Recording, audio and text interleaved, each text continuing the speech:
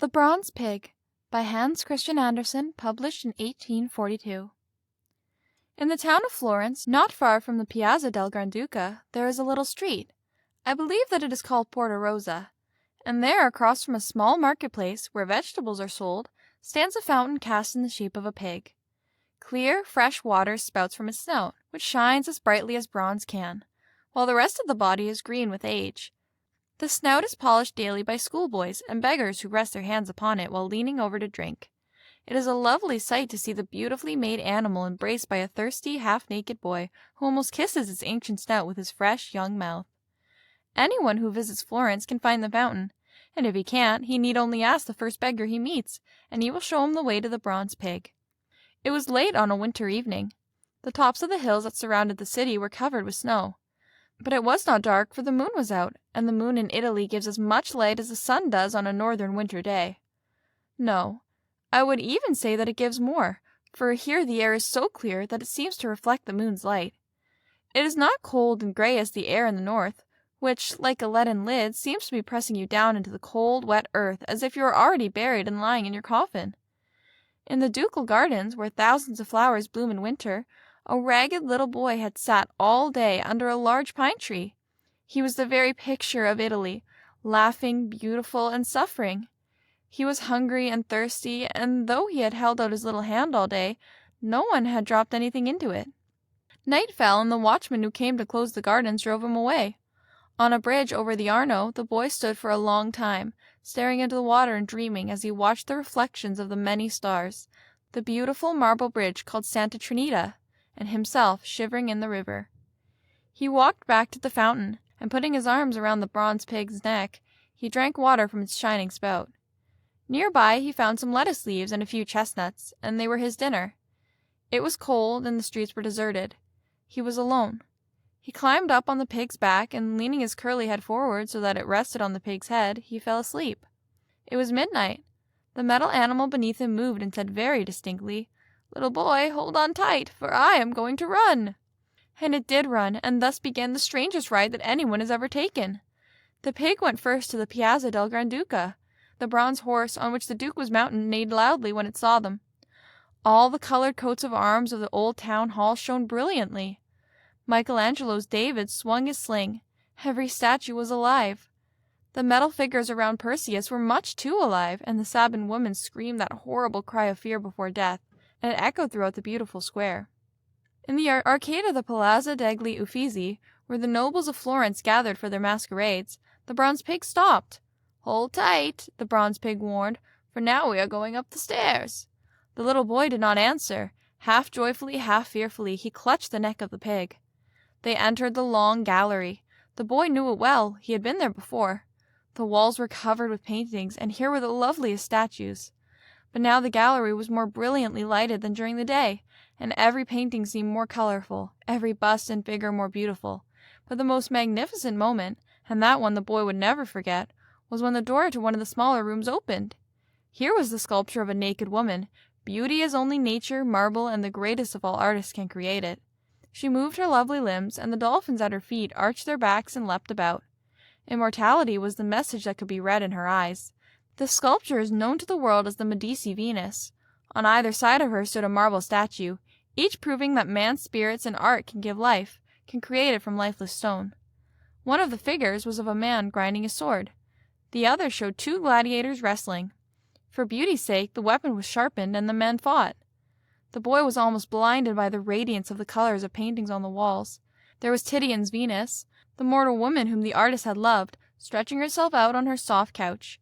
She tossed her hair, her naked breast heaved, her curly hair fell upon her naked shoulders, and her dark eyes revealed the passion of the blood that flowed in her veins. Although every work of art was intensely alive, they did not dare to leave their frames or their pedestals.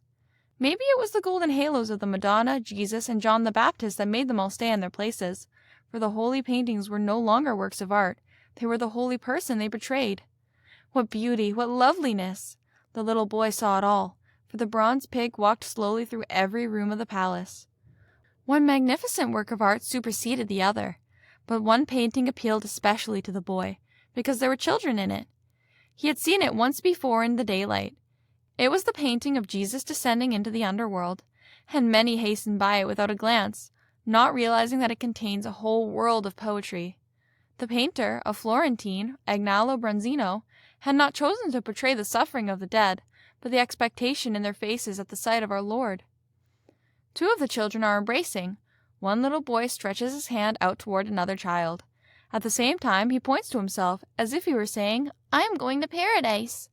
Some of the older people in the painting look uncertain. Filled as they are with doubt and hope, they beg humbly, while the children in their innocence demand. The boy looked at that painting longer than he did at any of the others, and the bronze pig patiently stood still in front of it. Someone sighed. Did the sound come from the painting or the bronze pig? The boy lifted his hand towards the children in the painting, but just at that moment the pig turned and ran through the galleries.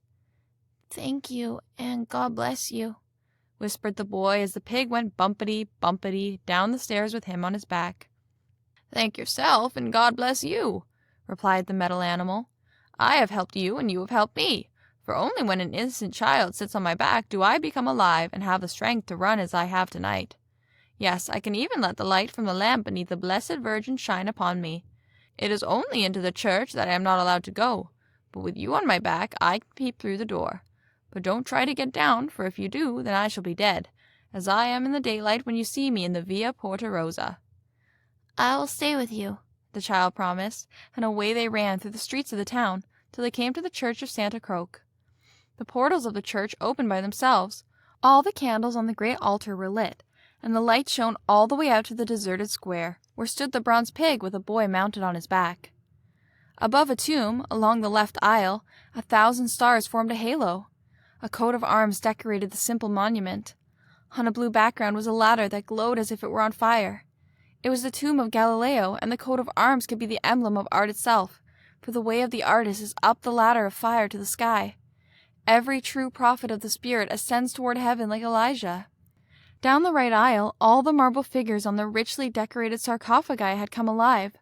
Dante with laurel leaves on his head, Michelangelo, Machiavelli, Alfieri, here they were side by side, the glory of Italy.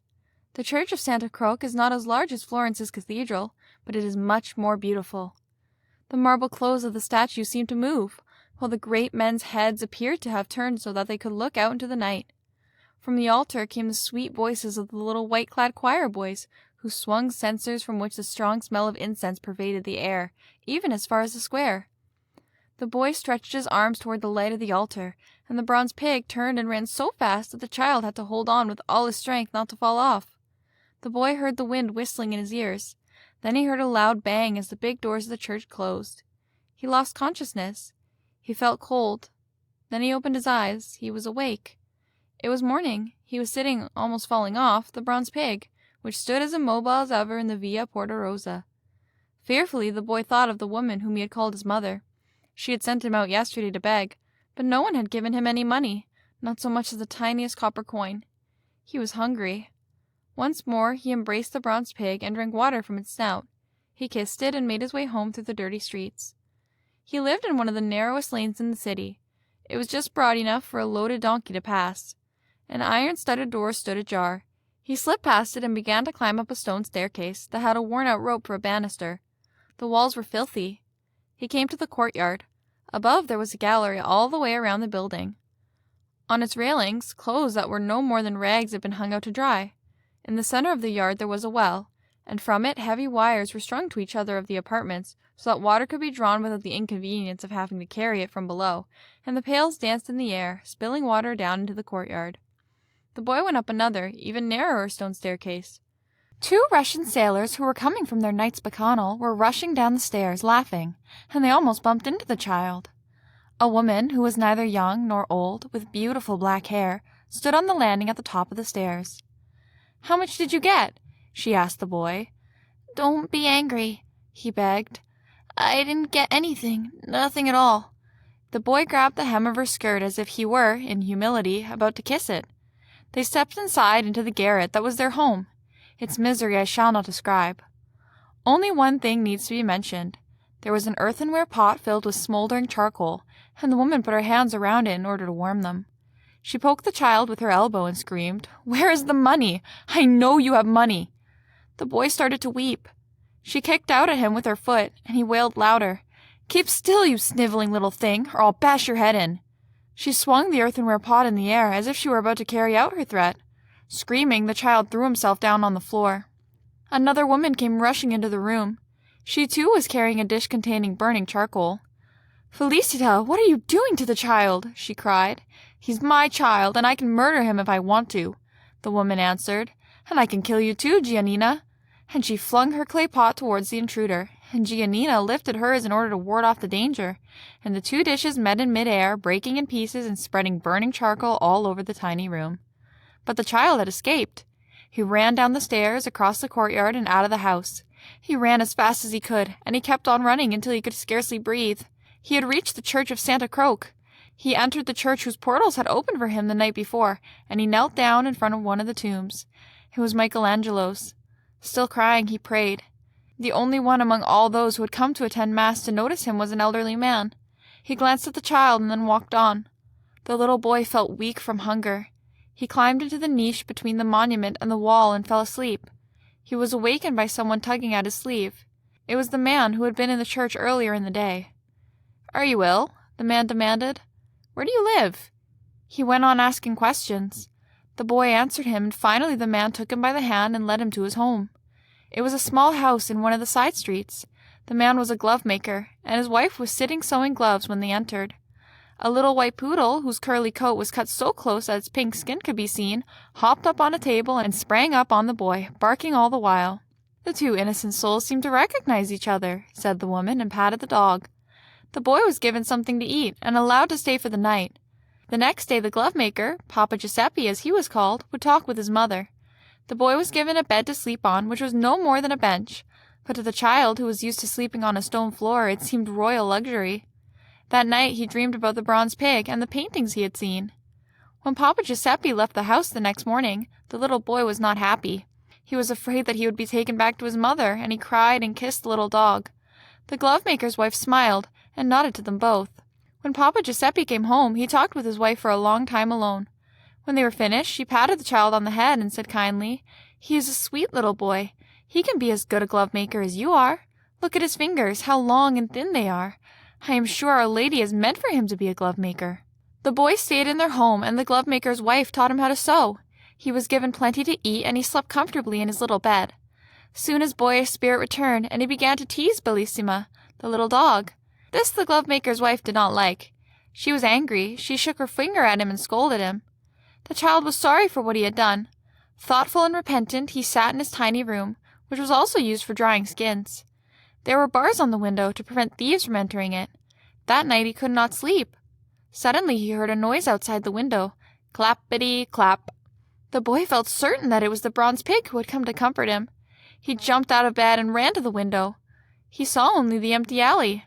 "Help the signor to carry his paints," the woman said to the boy the following morning. The signor was their neighbor, a young painter. He was having difficulty carrying both a large canvas and his box of paints.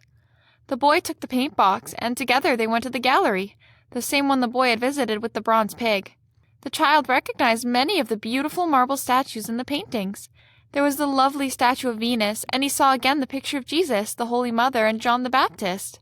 The painter stopped in front of the painting of Jesus descending into the underworld by Bronzino, in which the child smiled so sweetly in their certainty that soon they will be in heaven.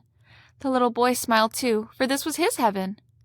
"Now you can go home," said the painter, when he noticed that the boy was still there, after he had finished setting up his easel. "May I not watch you paint, sir?" the boy asked as courteously as he could. "I would so like to know how it's done." "I am not going to paint now. I am only going to draw," explained the artist. In his hand he had a black crayon. How swiftly it moved across the white surface!